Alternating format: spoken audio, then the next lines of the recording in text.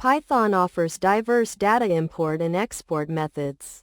For structured tabular data like CSVs or Excels, Pandas read_CSV or read_Excel is ideal. Use read_SQL for large relational datasets.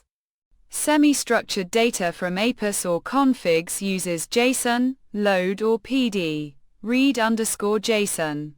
Share tabular results with df.to_CSV or df.to_Excel.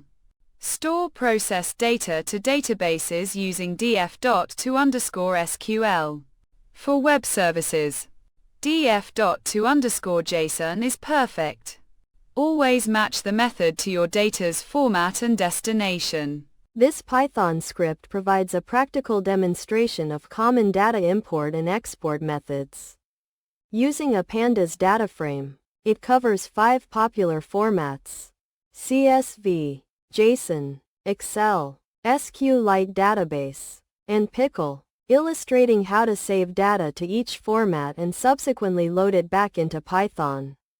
The script is structured to first create some sample data, then export it using various methods, followed by importing it back, and finally cleaning up the generated files. CSV, comma-separated values. Import, export.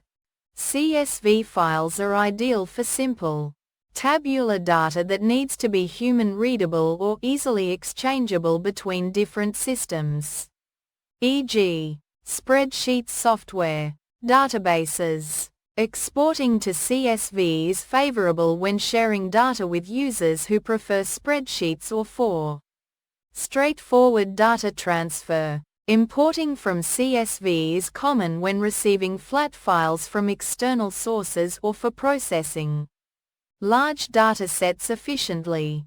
JSON, JavaScript object notation, import-export. JSON is particularly suitable for semi-structured data, nested objects, and data exchange with web services or APIs.